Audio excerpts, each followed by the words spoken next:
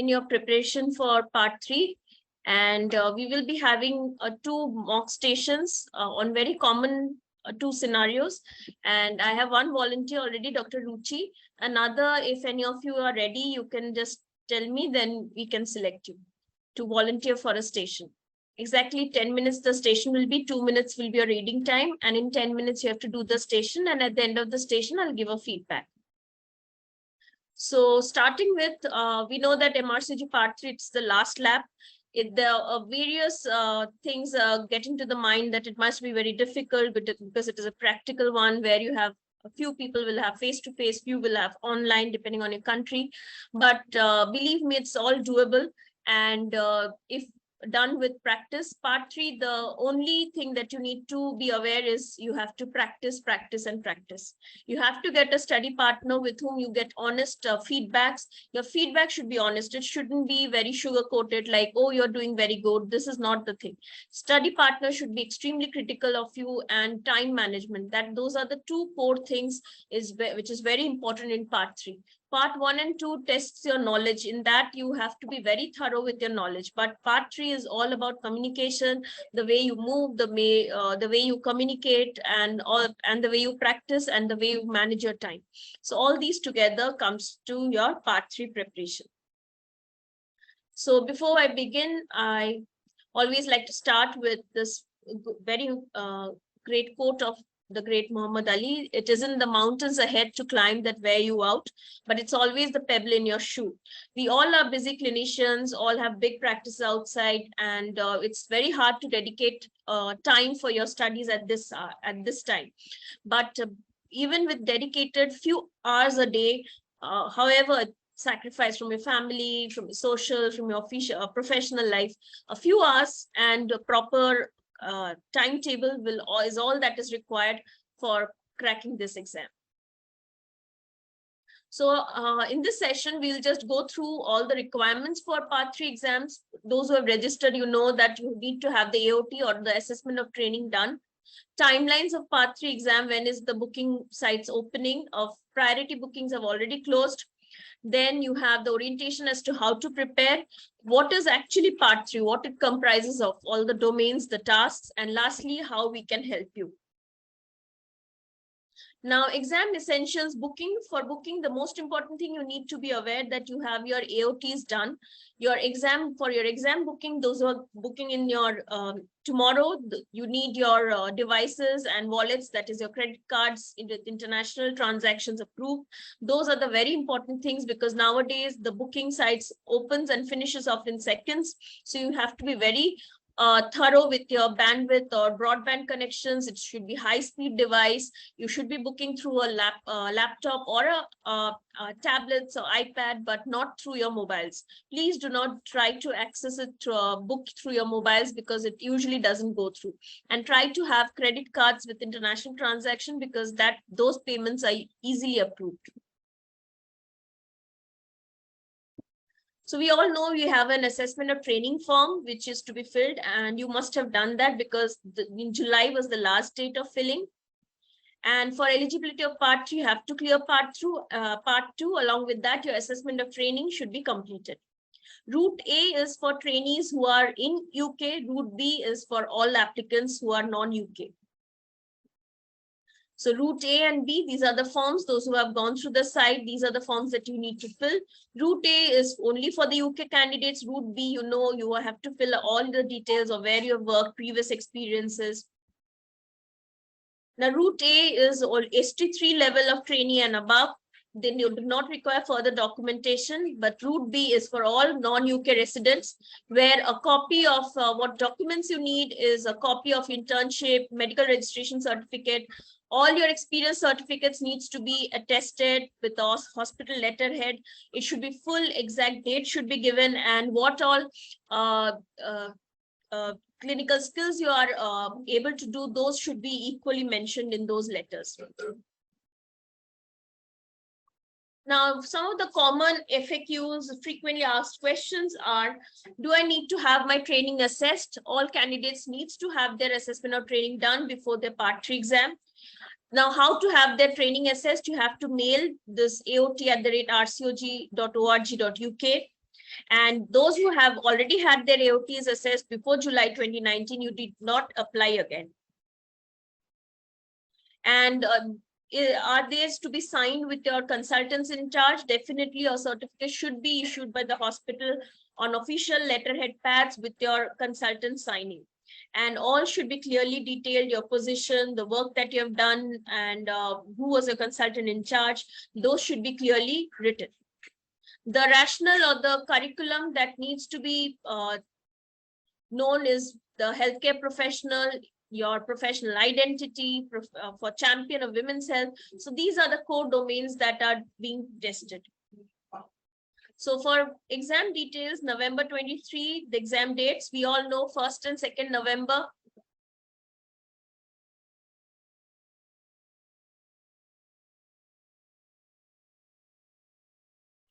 So MRCOG Part 3 dates, we have in Hong Kong, 1st November, which is face-to-face. 1st and 2nd November, UAE in Kolkata, which will be face-to-face. 6th and 7th November, again, UK, Egypt, and Mumbai, which will be face-to-face. In 2024, the exams are scheduled in May and November again. Payment and fees, we know band B, India belongs to band B category. Other countries, you have to check always in the site before booking. Always you have to reconfirm which country your country belongs to which band, and accordingly the fees are made. So deadline, we all know assessment of training deadline has already passed, 13 July it was, but definitely you need to update. If you have not updated your address, RCOG site, you need to go, you log in, you see what your address is. It should match your present address, because whenever you give the exam, whenever the admit card or any correspondence that the college would be doing, they would be doing with your address which has been previously written. So your address, your documents should be updated. Always check that your name is correctly written. Like sometimes with marriage or name correction, sometimes your passport and our country-wise identity cards might be differing. So please see to it that whatever identity cards you are giving, like a passport, the name should be same as you have logged in with the name. So those name corrections, address corrections, please kindly go to and do it in the RCOG site, because at the exam center, when they will try to verify it, if there is even a little alphabetical order or slight mistake in your names and ID card name, they will not allow you to sit. And this has happened many times. So kindly go and check your name and address and other identifying things, personal information that you have provided, so that they match with your professional identity cards. So we have the second booking window, which will open on the 31st of August. And don't wait for your booking window, because on 31st itself, you will know within minutes that as soon as the booking window opens, it will close. So kindly be prepared. Try to take leave on that day, on the first, whatever the booking schedule is, so that you are in a clear mind and you have your all your devices up to date. And definitely have a credit card with international transaction handy, or if there is someone, give them to book, because credit card transactions are done more easily. Now coming to MRCOG Part 3 modules, what it comprises of.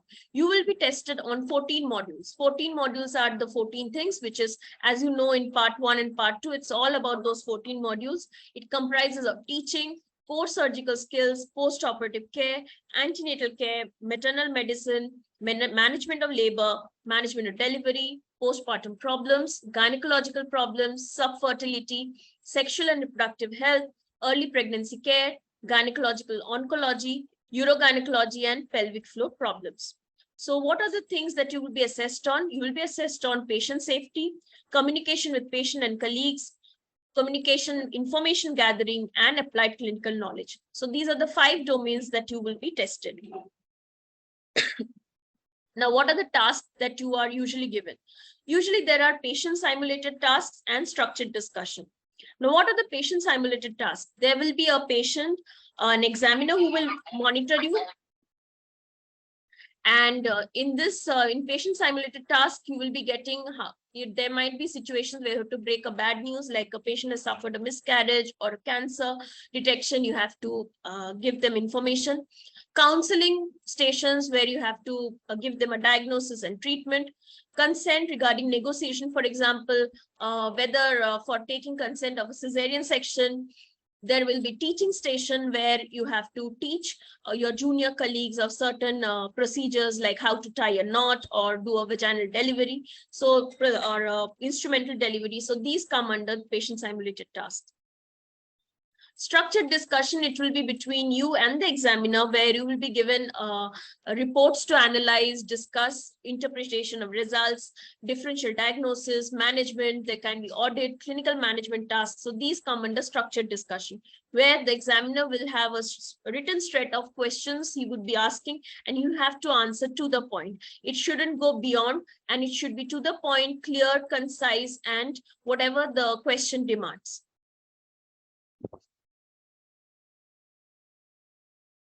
So how do you identify? Usually in a patient simulated task, there'll be three people. That is the patient, who will be the patient, the examiner, and you will be the doctor who is attending to the patient. So it will be a patient simulated task. In structured discussion, you will find an examiner and you, only two people here in a cubicle.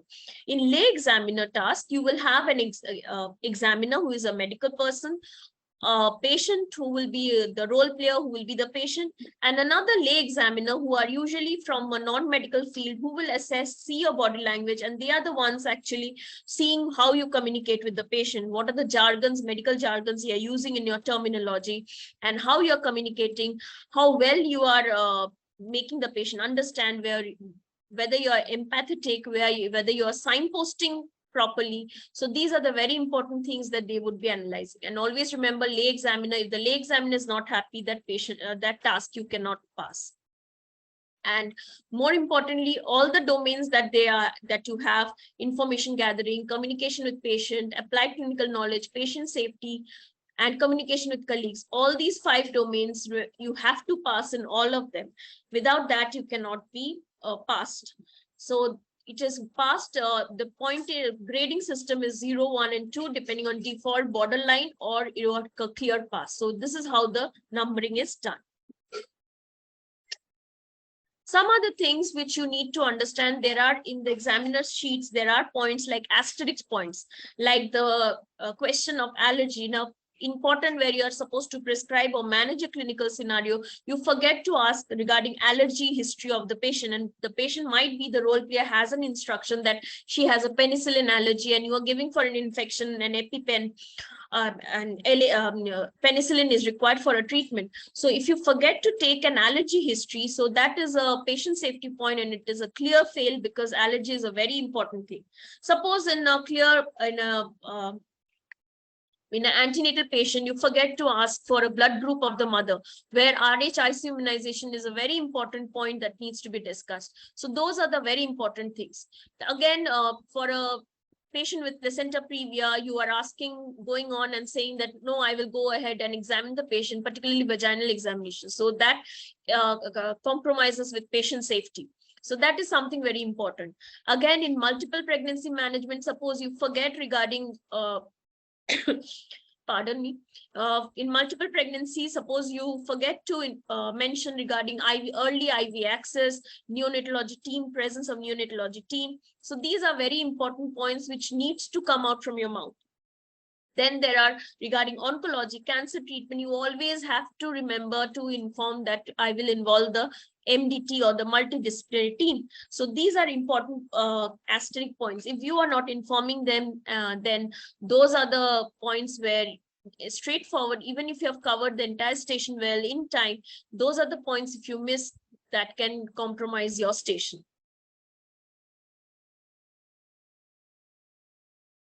Now, domains that are tested, we have discussed. It is information gathering, communication with patient and colleagues, communication with patient safety, and applied clinical knowledge.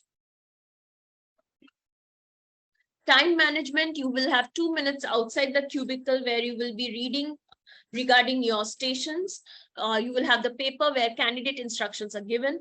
10 minutes you will have inside the cubicle to finish. You will have a bell which will ring automatically after 10 minutes. And in face-to-face, you are even usually given a pad and a pencil where you can jot down important things. Like sometimes very important is in a candidate instruction, the name of the patient. We always forget, because in that stress, honestly, you will forget the name of the patient. And suppose the patient's name is Elizabeth and you go, hi, Anna, or you have asked the patient the name and then you go ahead and tell, okay, Anna, tell me. So forgetting the name of the patient is a very big mistake, and that you will be a negative marking for you. So write important things, like if a blood group is mentioned, your important points which you think will forget. So those are the important things you can need to jot down in those 2 minutes. And in the 10 minutes, first 1 minute, just try to make an eye contact, try to identify the patient, make yourself comfortable with the patient, make the patient comfortable with you. And in the next 2-3 minutes, try to finish off your history taking, information gathering, that is the information gathering part. And the next 3 minutes, next 3 to 4 minutes, try to get a good management decision, management thing that you need to describe to the patient, so that the patient is aware. And in the last 1 to 2 minutes, you can keep for any further points that you need to ask the patient, so that the patient is more comfortable to discuss. So this is how you need to manage 10 minutes. Yes, sometimes there are stations which might seem that they will go ahead, but believe me, you need not ask everything in broad structure. You need to be concise to the point, like every little detail you need not ask every patient. Like for a postpartum patient who has come from some regarding postpartum, after 8 to 10 weeks, she has come with infection or she has come with postpartum pain, but suddenly you are asking her blood group. You have no in this respect, there is no importance of blood group. So those things you need to keep in mind. Again, an antenatal patient, you forget asking blood group. That is an important thing. So you need to see which station, what is more important. And it is very, because we all are clinicians, in your OPD, start practicing like this with your patients, with history taking, clinical management. In 10 minutes, try to finish and take the best history in as regards to the patient. And I can assure you, it will help and go a long way. And time management is definitely very important. Do practice with your study buddies, because, or in front of the mirror, stand, and because every movement they observe, like you are putting your eyebrows like this. Suppose a patient says that I am gay, or she has a female partner. There are instances suddenly your eyebrows might be like this, and that is something very negative. And the patient will be, the role player will be very annoyed, and they will say that the doctor is partial or partisan behavior.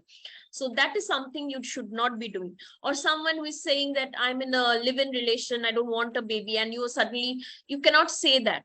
And then you should not be asking, what is your husband do? You should be asking, like, if it is written a partner, it is always better if you address as a partner. Don't go, if the patient herself says that I'm married, my husband, then go ahead and say like that. Don't assume that the person is married, or don't assume that the partner will have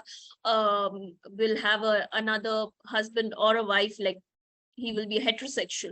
There can be cases where there will same gender patients coming for fertility management and all. So do not assume it. Is slowly it will diverge in your history taking as and when you take a good history. And there are cases, and nowadays more cases come, then there are sensitive issues like rape victims who don't consent for examination and all. There you cannot coerce the role player. You have to be very kind. If the role players crying, try to put tissue paper in front, or try to comfort them so that they are more comfortable with you. Those are more important than going and talking with the role player. Suppose the role player is crying and you start asking her in that is a bad point. Role players are made to make you pass. They will help you eventually. If they start crying, it is only for a few seconds, they will stop, but give them the time. Let them have the emotional outburst, and that will take time. Give them a few seconds, pause at that time. Don't talk if the role player is emotional. Just keep a pause and then you start, or you will see the role player herself is accommodating with you. So that's how you should go ahead with the stations. And as and when we do the stations, you will have a greater idea in that. So what are the things you need to avoid in part 3? Do not be overconfident that these are things that are done easily.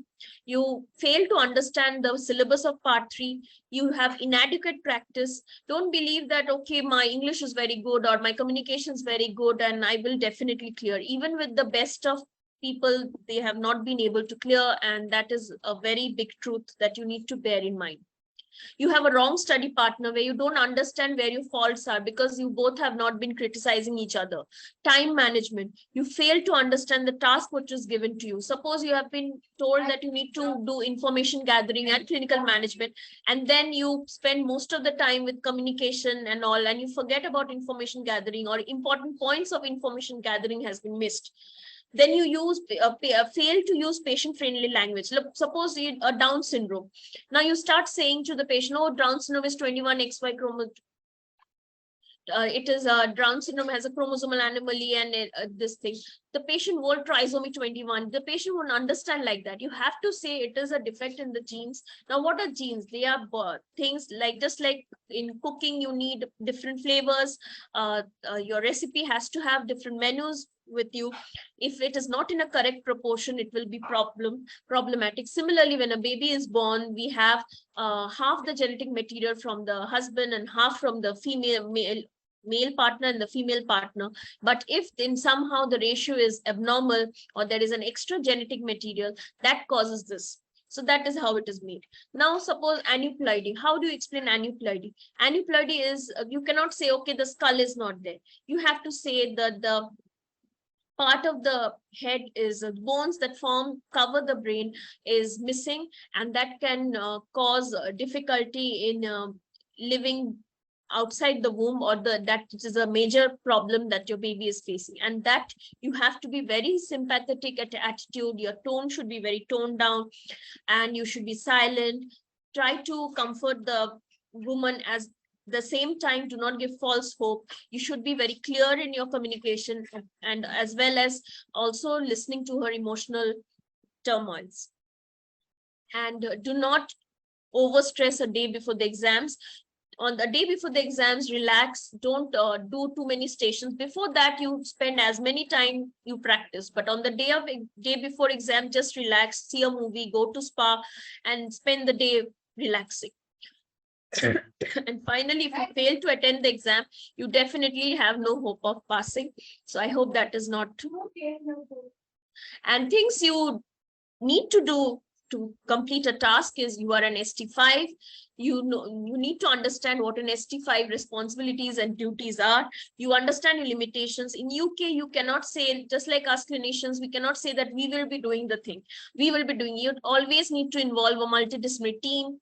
You need to involve your consultant whenever required. You need to be honest in your approach. Like, if the patient has cancer, the report has come as cancer, don't say no, it can have the best of results. You have to be very open that yes, you have, I'm sorry to say that I have some bad news for you, and your the report of your test that has come is a biopsy that shows is that you have cancer of the womb, if it is endometrial sleeve.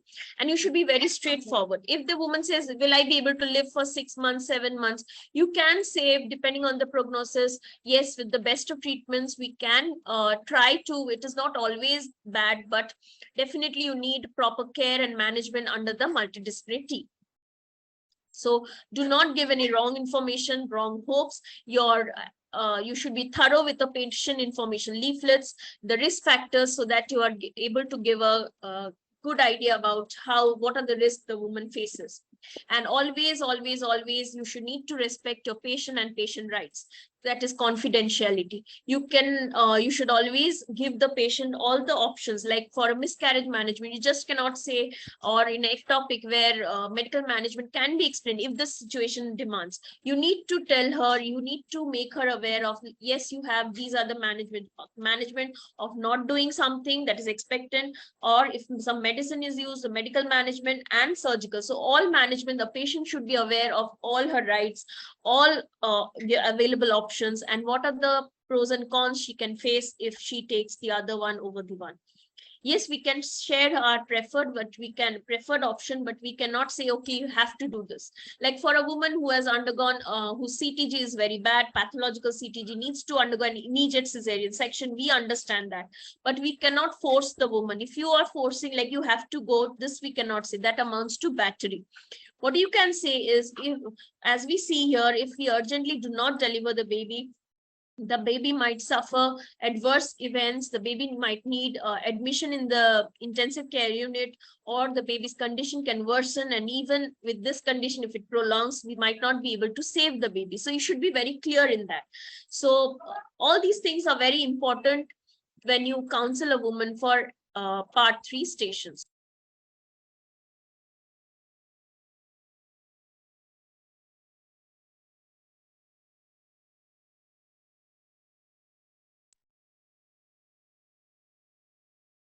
So what to focus, where to focus? All you need to focus now, knowledge we all have. You need to know where to apply the knowledge and how to apply. You cannot be blurting out everything. We all know everything. We know the surgeries, but we cannot be telling everything in a go. So your communication skills should be bang on. You need to practice, practice, and practice. You need to justify your stand, like why you're offering these options.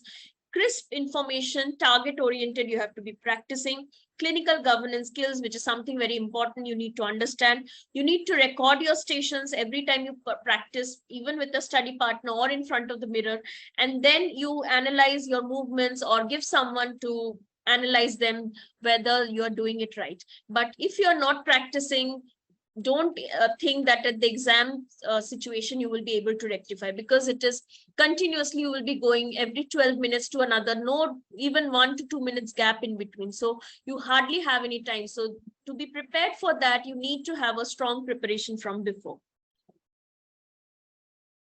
So the reading materials that you need is, you need to revise your GTGs, NICE guidelines, TOGs, just go through them. This you need not have a detailed reading, just like your part 1 or part 2.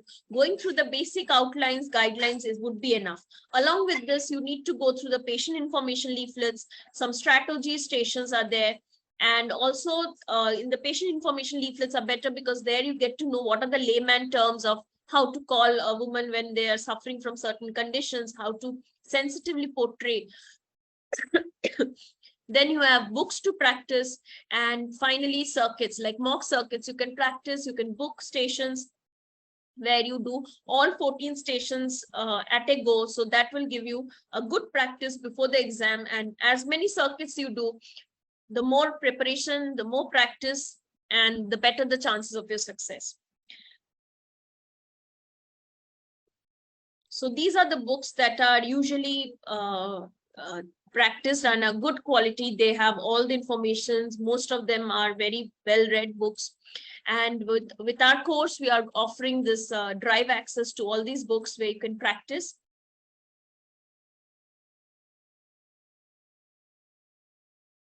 So you also need to do video practice with your study buddy. And those who have online exams, they can try with your laptop and iPads, because pen and paper are not supplied in your online. You're not allowed. So on the online format itself, down in the comments, like in the comment section, it is, the place is there. So you can type whatever you want.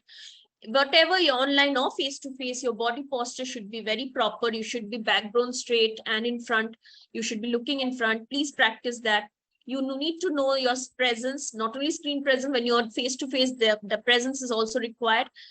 And your study partner, each of you, both of you, needs to make note of all this, and always, always, always put a timer on, because without that, you will not be able to do.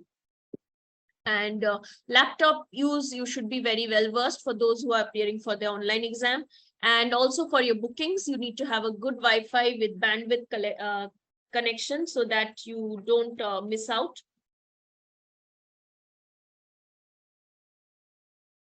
Now coming to your information gathering. What is information gathering? This domain comprises, you need to take a history.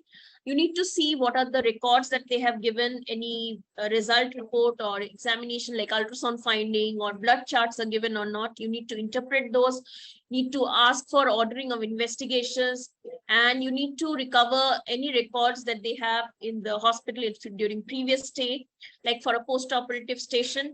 And you need to encourage questions which will give you answers regarding their proper history and further management. For communication with patients and families, history taking again important. You need to discuss the diagnosis with the patient. You need to communicate the results of if there are any charts given. If there is any bad news, breaking bad news is like intrauterine death, stillbirth, and breaking of cancer news. So these come under breaking bad news. You also need to know when, where, and what, and how to communicate and what not to communicate. Now, you need to be there will be patients like teenagers or patients who lack capacity, for example, asking for a contraception, how to deal with them, or an angry patient relative like a husband coming whose spouse has just been admitted in an intensive care unit due to a complication from a surgery, or they have lost a baby, so the husband is angry, or the woman herself is angry because of losing a baby. And then there is a post-mortem when you want to break the news of undergoing a post-mortem examination for the baby. So these are very sensitive issues which should need very proper communication skills. You need to demonstrate how to check understanding and encouraging questions to provide appropriate answers. Now, communication with colleagues is when you have a teaching station, for example, a junior colleague you need to teach, or a nursing staff junior has come, or it might be like a complaint where a junior colleague has come to learn something as well as complaining about bullying. So that is, bullying is also important station where you have to deal with both. You have to teach the junior colleague and also talk about bullying and how to prevent that, and talk about the hierarchy where the junior colleague can complain of too. Now, always see whether if a woman has been referred by a GP, you need to write back to the GP. So that is very important. For handover tasks like labor room stations, you need to hand over, follow the SBAR situation, which is situation, background, assessment, and recommendations. Multidisciplinary team, you need to always understand who will comprise the multidisciplinary team in a particular situation. Like in oncology cases, it will be a radiologist, a cancer specialist, a cancer surgeon. So these are the cancer doctor, that is the radiotherapist who would be there, and nurse specialist who Macmillan nurses, they are called, like the cancer nurses who look after cancer patients, they are called Macmillan nurses. So that you need to understand. And also sharing information, like writing back to the GP. Another important thing is whenever you have support groups, like for any miscarriage patient, you have TOMI, SANS, for any cancer patient, cancer support groups. So these are the things that you need to understand, and also advise the patient at the end of that I will write back to the GP. I will also refer you to some support groups who can help you in this condition. If you forget the name, no worries, just mention support groups, that will be okay.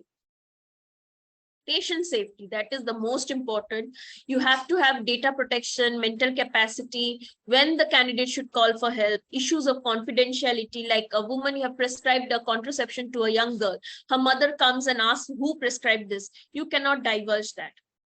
Then cultural and religious factors involving care, audit, clinical governance. Then there is WHO checklist you need to mention. Like for an post-operative care, intraoperative care, you always need to mention, I will follow the WHO checklist, at least mention the name. Those are the things. Safe prescription, prescribing errors. There might be sometimes you will be given a prescription to write. So you need to understand how to write a prescription. Any unlicensed medication that is being used, always confirm the patient name in the beginning. Like if you're given any blood charts or the patient's name, always confirm the name with the patient and with the blood charts or the reports. There will be stations where the chart will be of a different name and the patient of different. So you need to identify that. If you are failing to identify that, you will not pass the patient, pass patient safety, and you're failing the station because you are the basic principle of patient safety you have not been able to understand. Then consenting for surgery, prioritization of patients, which is very important in gynecological conditions where you have to prioritize which surgery to be done before, and also in labor ward stations. Now, applied knowledge, you need to know all the guidelines so that you know the evidences basis of practice. There is limitation of evidence, how to generate evidence, what are the guidelines, and familiarity with current literature and guidelines.